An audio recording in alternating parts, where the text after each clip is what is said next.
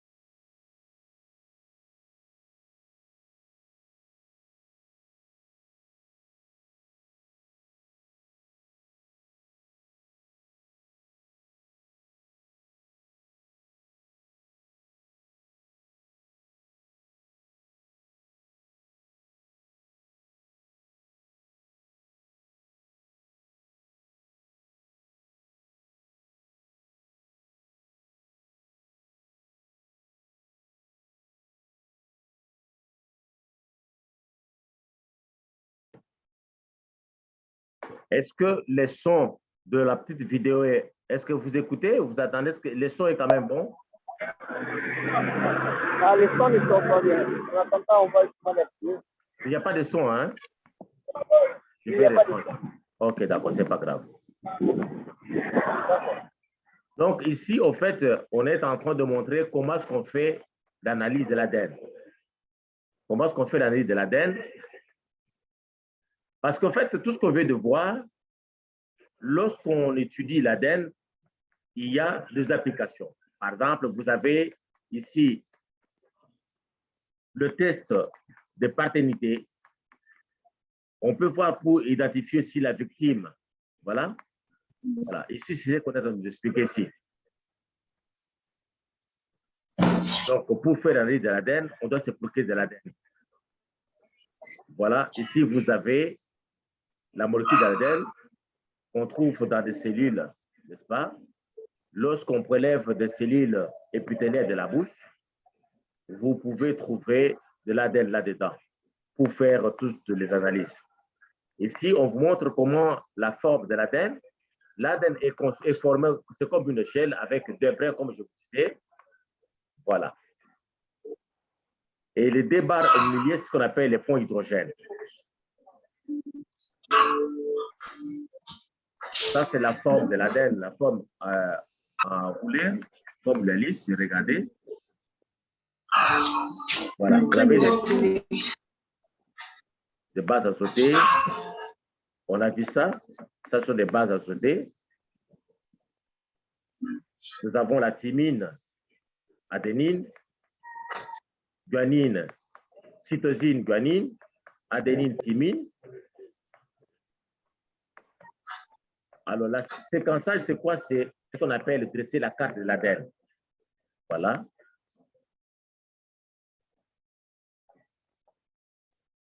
Voilà.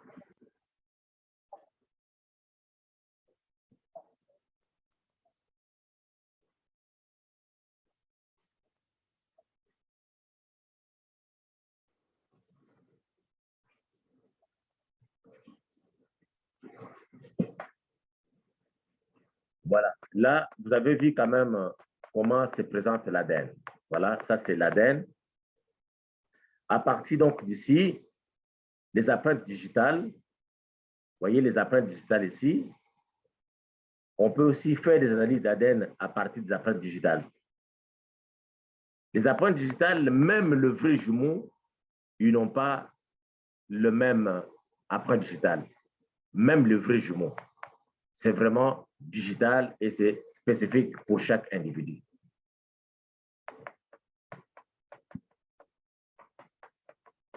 Je vais vous envoyer cette vidéo aussi. Je vais vous envoyer. Comme ça, vous pourriez suivre ça à la maison. Vous aurez cette vidéo. Je vais vous envoyer ça plus tard. Alors, nous avons vu mutation. On a vu mutation, modification de l'ADN qui peut, la modification de l'ADN peut aller jusqu'à la formation d'espèces.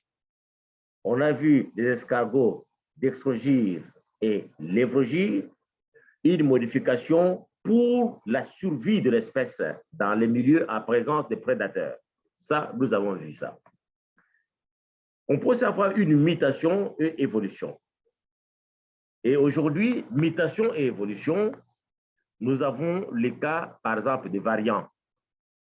Au départ, comme source, le nouveau variant de SARS-CoV-2, qu'on appelle responsable de COVID-19. Ça, c'est la souche de départ. Ici, SARS-CoV-2, la souche de départ, qu'on trouve également chez les chameaux, n'est-ce pas? Mais qui a subi une mutation. Et chaque mutation a une évolution. Lorsqu'il y a mutation, il y a une évolution. Donc, lorsqu'il y a mutation, il y a une évolution. La mutation, c'est ça, la mutation qu'on a pu observer chez le SARS-CoV-2, VUI, voilà, ça c'est la mutation. Une mutation N51Y dans la protéine de pointe que le virus utilise pour se lier au récepteur ACE2 humain. Alors, quelle est l'évolution dans ces virus qui a subi la mutation pour obtenir des variants que nous avons aujourd'hui, comme le variant Delta. Delta plus, il y a eu augmentation de l'infectiosité. Donc, l'augmentation de l'infectiosité, ça, c'est l'évolution. Donc, mutation et évolution. Lorsqu'il y a mutation, il y a augmentation de l'infectiosité.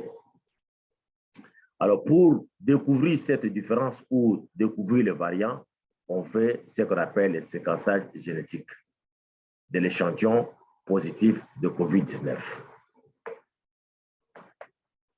Alors, différents types de variants qu'on a pu obtenir ou découvrir jusqu'à présent pour COVID-19. Nous avons le variant Delta plus, nous avons le Omicron et nous avons le BA2. Ça, ce sont des variants. Donc, chaque fois qu'il y a variant, il y a également une évolution, soit augmentation de la capacité d'infecter, l'infectiosité. Par exemple, pour les cas de Delta, ils avaient dit, les chercheurs avaient dit que c'était 3 fois plus, ça infecte 3 fois plus que la souche départ, donc SARS-CoV-2. Et puis, nous avons le variant plus, nous avons le Omicron. Omicron, je crois que c'était aussi, ça a infecté beaucoup, mais pas. Donc, je voulais dire qu'à chaque fois qu'il y a mutation, qu'il y a évolution, chaque évolution, il y a toujours un changement qui s'ajoute. Alors, vous allez voir en rapport avec la COVID-19, vous allez voir, si vous regardez sur YouTube, vous allez trouver un peu cette émission que nous avons faite pour parler brièvement en tant qu'écologiste du COVID-19. Vous allez trouver ça donc, sur YouTube. Si vous cliquez là-bas, ici, vous cliquez, vous allez voir cette émission que nous avons faite pour parler de la COVID et de l'origine et puis de l'impact de l'environnement, n'est-ce pas? Puisqu'on parle de l'environnement et génétique, de l'impact de l'environnement sur, n'est-ce pas, la prolifération de maladies et l'impact de l'environnement sur la naissance de certaines maladies.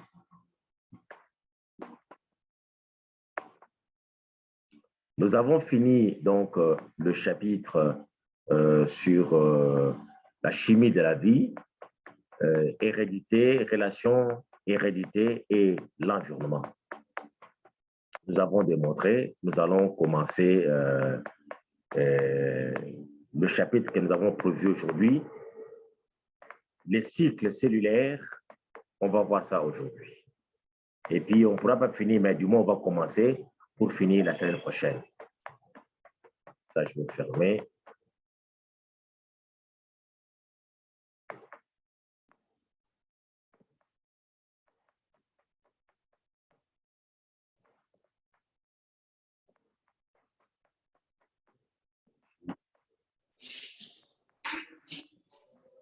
Je vais chercher le fichier.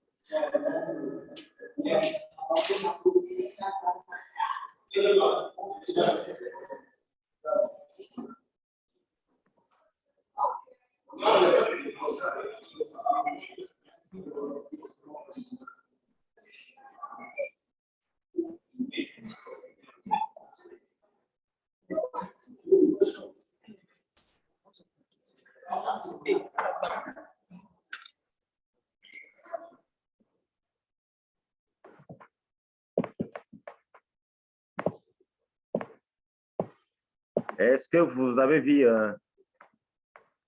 vous avez le chapitre, est-ce que ça se voit clairement ou bien c'est bon, on peut continuer? On peut commencer la deuxième partie. Ça se voit? Ouais, ça se voit clair. Ça se voit clair. Bien. Oui, professeur, ça se voit clair. Très clair même. Ok, c'est bien. Donc, nous allons commencer. Donc, on a fini donc ce chapitre-là.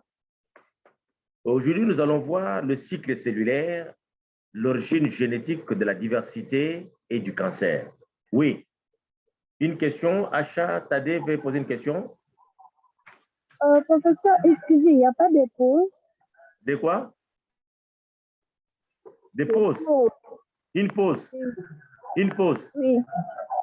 Oui, une pause même de 10 minutes. C'est sûr, hein? Bon, ça va. Alors, dans ce cas, comment est-ce qu'on fait avec, si j'arrête, comment ça va se passer? Est-ce qu'il y a moyen de, je ne sais pas, est-ce que, vous êtes sûr que, parce qu'ici, maintenant, le point, c'est que si j'arrête, est-ce que ça va s'arrêter complètement? C'est la question que je me pose. Je ne sais pas. C'est ça, c'est la nouvelle technologie qu'on utilise tous, hein?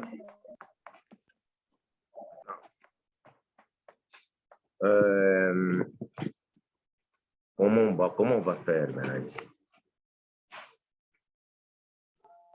Bon, d'accord, Bon, on peut quand voilà. même continuer parce que je voulais On fait comme ça. Je vous laisse 5 minutes. Il n'y a plus de pause. Pasteur, c'est impossible de faire la pause pendant qu'on est en ligne. Parce qu'avec ça, la pause, je ne sais pas, d'abord, on prend de place de 40 minutes. On peut finir et puis dans 1 heure, on peut finir. Ça va? D'accord, c'est pas grave. Continuons alors. Oui, alors, donc, je disais que ici, tout ce que nous venons de voir, nous avons parlé de l'ADN. Nous avons parlé des acides nucléiques, le cycle cellulaire, la diversité génétique. Tout est contrôlé par l'ADN. C'est l'ADN qui contrôle tout.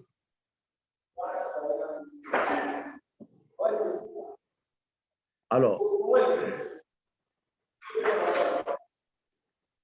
pourquoi nous devons étudier, n'est-ce pas, le cycle cellulaire et la méiose? D'abord, il y en a deux.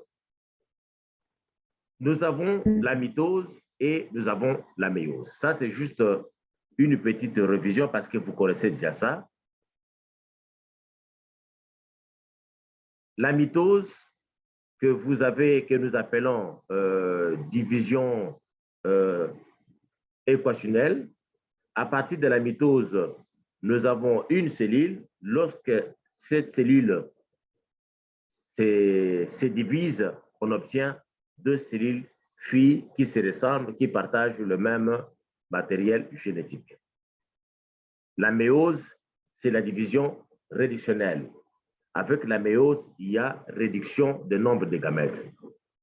La méiose intervient souvent pour produire les cellules sexuelles, qu'on appelle aussi les gamètes. Mais il faut retenir que lorsqu'il se forme des cellules sexuelles, on va voir ça plus loin, dans la formation des cellules sexuelles, il y a la méiose, il y a aussi la méiose. Mais il faut qu'il y ait intervention de la méiose pour réduire le nombre de gamètes. Sinon, sans méiose, dans les cellules sexuelles, à chaque génération, il y aura augmentation des nombres de lots chromosomiques. C'est pour cela que la méiose intervient. Donc, mitose pour réduire le nombre de chromosomes, pour la multiplication.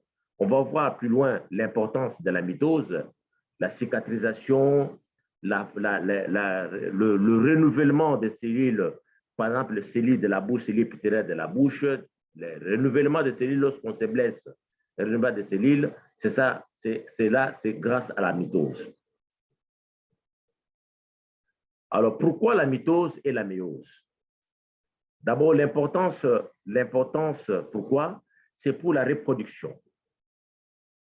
Donc, on étudie la mitose et la méiose, on étudie les cycles cellulaires. La première raison, pourquoi? Parce que ce sont des cycles très importants qui interviennent dans la reproduction.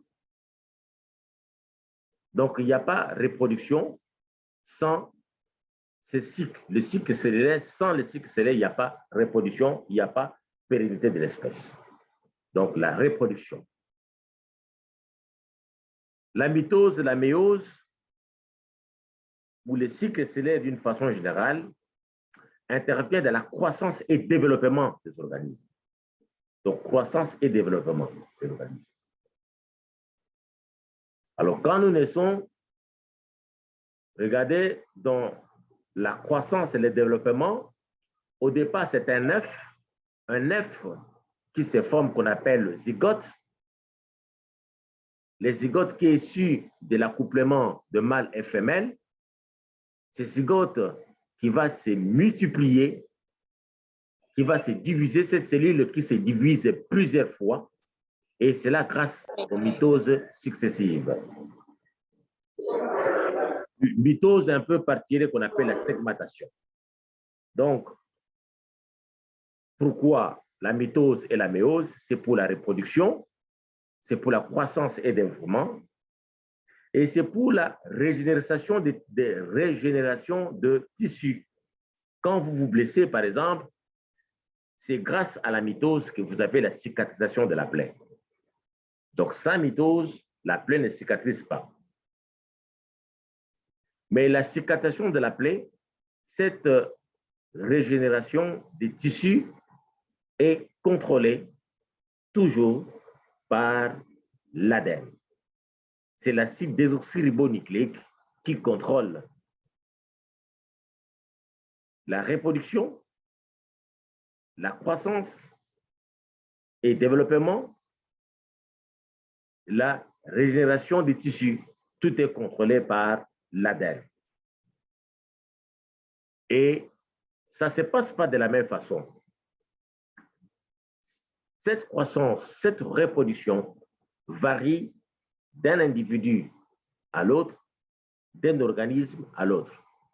Et c'est en fonction de l'information génétique, en fonction de l'ordre, de la nature, des nombres de nucléotides impliqués, vous avez une différence dans tout ce que nous avons de voir comme rôle de la mitose et la méose dans l'organisme.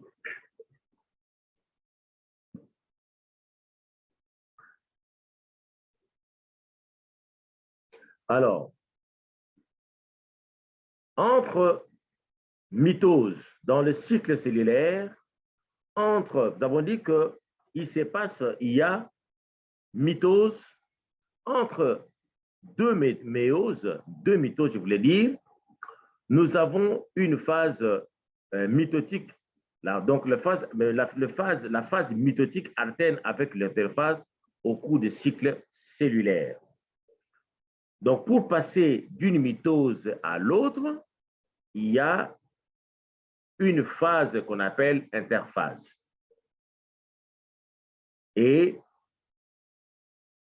contrairement à ce que vous avez vu en premier graduat, l'interphase, ce n'est pas une phase de repos. C'est dans cette phase-ci de l'interphase où vous avez deux activités vitales, où vous avez la réplication de l'ADN, que nous venons de voir. L'ADN se réplique en interphase, et nous avons aussi la synthèse des protéines. Caractéristique de l'interphase, nous avons la réplication de l'ADN et la synthèse des protéines. Qu'est-ce qui caractérise l'interphase? Je reprends, et il faut bien retenir cela. L'interphase est caractérisée par la réplication de l'ADN qui se réplique, l'ADN qui se dédouble. Pourquoi? Parce que au final, lorsque nous avons, pendant la mitose, parce qu'on a dit qu'à la fin de la mitose, nous partons d'une cellule, à la fin, nous devons avoir deux cellules. Une cellule nouvellement formée à partir de la première cellule, et au total, à la fin de la mitose, nous avons deux cellules. Mais pour que nous ayons deux cellules, il faut que nous ayons deux ADN. Mais comment est-ce qu'on peut avoir deux ADN à partir de l'ADN du départ? Il faut que cet ADN-là se réplique. L'ADN doit se répliquer. La nouvelle cellule a aussi besoin de protéines. Donc, il faut qu'il y ait synthèse de protéines. L'interphase précède, n'est-ce pas, la mitose. Donc, vous avez une mitose. Avant de commencer une deuxième mitose, il y a réplication de l'ADN. Donc, nous avons un ADN qui devient deux. L'autre, deuxième ADN sera dans l'autre cellule qui sera nouvellement formée. Et nous avons l'augmentation production, synthèse des protéines qui seront utilisées par l'autre cellule. Ça, nous sommes dans l'interphase. Et vous avez ici le schéma. Ça, c'est le schéma. Donc, phase mitotique, ça, c'est la mitose. Et entre les mitoses, nous avons l'interphase. Dans l'interphase, ça ne se passe pas. Dans l'interphase, il y a aussi plusieurs phases dans l'interphase, comme je disais. Il y a la synthèse de l'ADN, la réplication de l'ADN. Nous avons ici aussi la synthèse des protéines. Synthèse des protéines.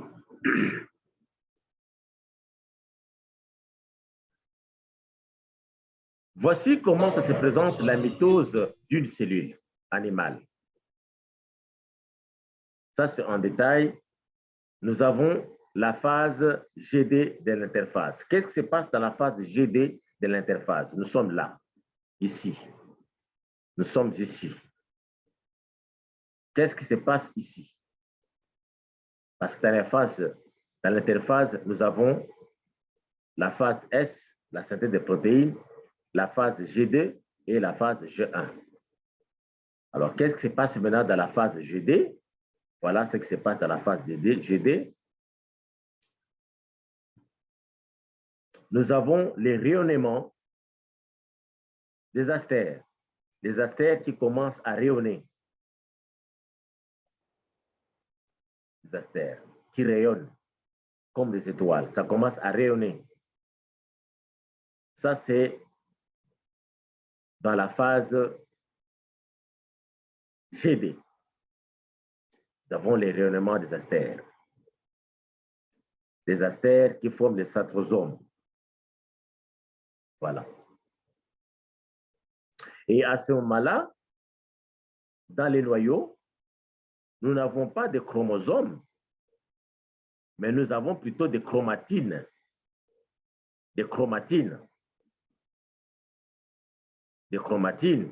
Ce sont donc de l'ADN associé aux protéines qu'on appelle les histones. ADN associé aux histones. Ici, on n'en parle pas encore de chromosomes. Ce sont des chromatines. Ce sont des chromatines. Du point de vue composé chimique, chromatine avec chromosome, c'est la même chose, parce que ce sont de l'ADN avec des protéines qu'on appelle protéines dans le noyau qu'on appelle les histones. Mais ici, c'est encore nos différences. Les chromatines, ici, il n'y a pas encore de différenciation.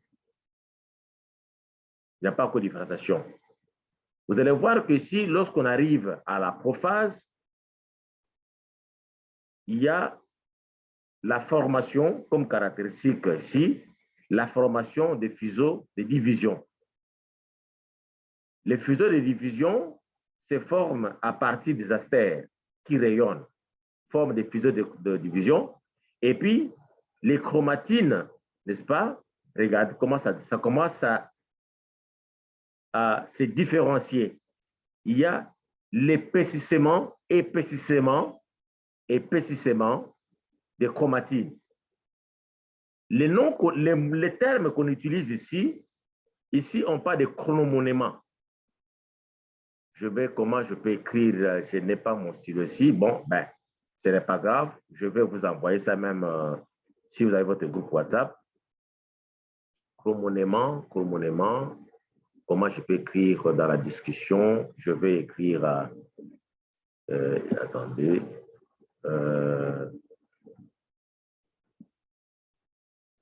Je peux écrire à quelqu'un ici.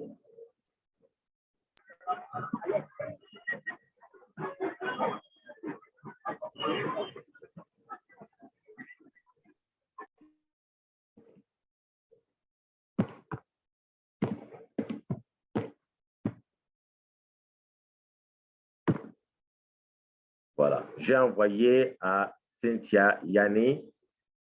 J'ai envoyé, comme ça, elle peut montrer aux autres comment on écrit chromonément. Ça, c'est l'auditoire, hein?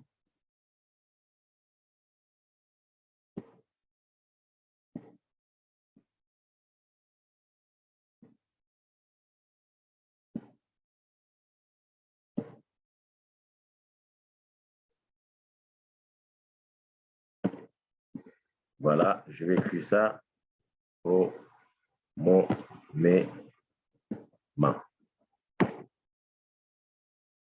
Voilà. Donc, vous avez ici, en principe, on appelle ça chromonément, c'est-à-dire que vous avez l'épaississement des chromatines. Donc, ici, avant qu'on continue, lorsque ça va couper, n'est-ce pas? Quand ça va couper, nous allons prendre notre petite pause de 10 minutes comme vous avez demandé. Après ici. Et puis, on va continuer. Ça va? OK? Oui. Donc, ici déjà, lorsqu'on va... Ça pose un peu de problème parce qu'il n'y a pas de feu de charge. Ah, d'accord. Donc, on continue alors. Hein? OK. Ah, donc, maintenant ici, regardez. Oui, on continue. Vous OK. avez dit qu'on finit dans 1 heure. OK, c'est bien. Alors, donc, vous voyez ici, nous avons les esters. Et là, nous avons des chromatines. Et ici, nous avons la formation des fuseaux achromatiques. Nous sommes à la prophase. Métaphase, c'est là où il y a la formation des chromosomes. Ici, nous avons la formation des chromosomes, à la métaphase. La formation des chromosomes.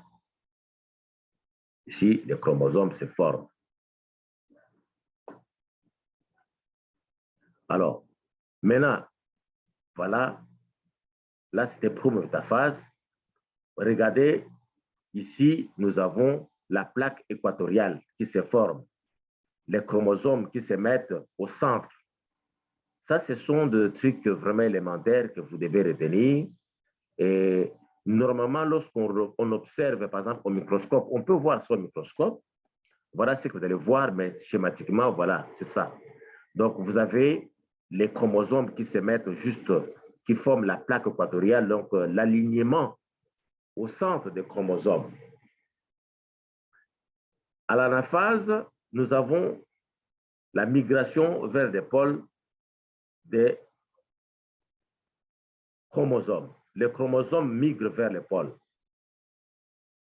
Donc, vous avez des chromosomes fils qui vont migrer vers les pôles. Donc, ici, formation de la plaque équatoriale. Donc, l'alignement des chromosomes au centre de la cellule. Et ici, migration vers les pôles des chromosomes fils. Et la dernière étape, c'est télophase, qui est suivie généralement de cytokinèse. Télophase, nous avons le chromatine qui commence à se dédifférencier, des chromosomes commencent à se dédifférencier, et nous avons aussi la formation de membranes nucléaires, et c'est un peu comme le contraire de la prophase. Donc, c'est un peu comme le contraire de la prophase.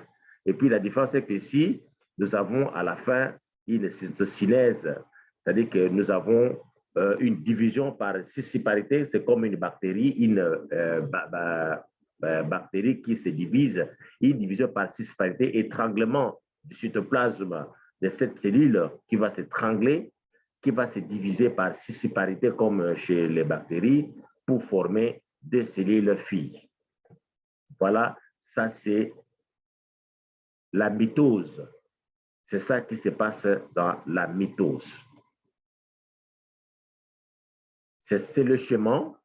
Ici, on vous montre la différence entre la mitose chez le végétaux et puis la mitose chez les animaux. C'est ça la différence. Je crois que vous avez ça dans le cours de botanique, mais nous sommes ici. Ce qu'on veut de voir, à la fin de la mitose, on obtient 2 cellules filles avec le même lot chromosomique. On a 2 cellules filles avec le même lot chromosomique. Et 2 cellules qui se ressemblent. Et nous avons dit qu'avant qu'on arrive à ce point-ci, à obtenir ces 2 cellules, il y a eu d'abord interphase.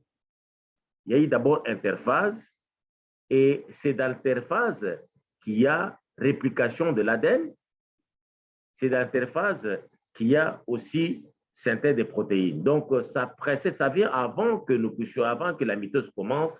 il y a d'abord réplication et synthèse des protéines. Alors, deux phénomènes importants à retenir, donc deux phénomènes dans la mitose.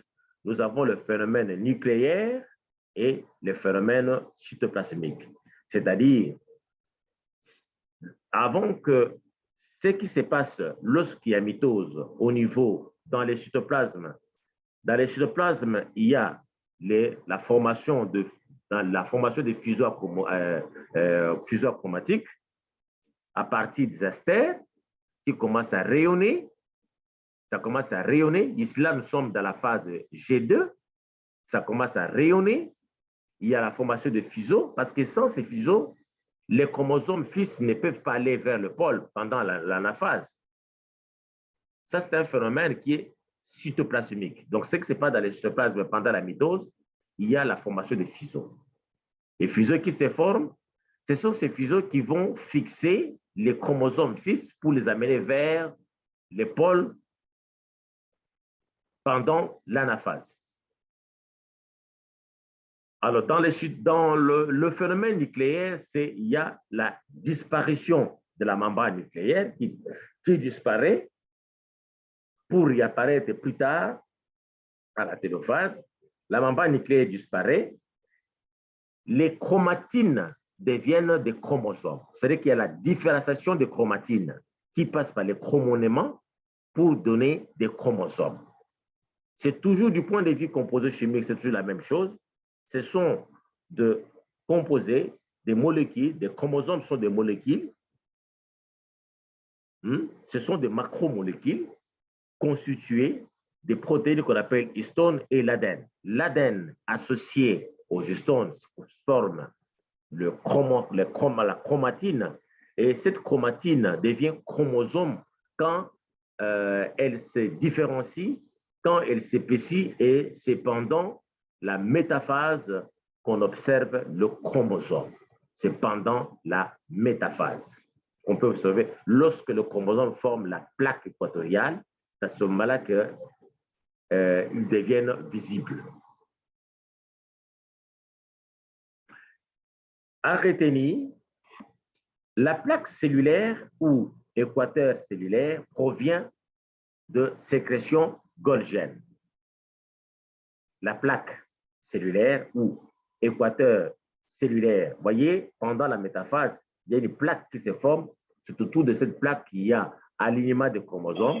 Cette plaque-là provient de sécrétion golgienne. Rappelez-vous de l'appareil de Golgi, avec les pulls de Sacule. L'appareil de Golgi. Rappelez-vous des organismes cellulaires.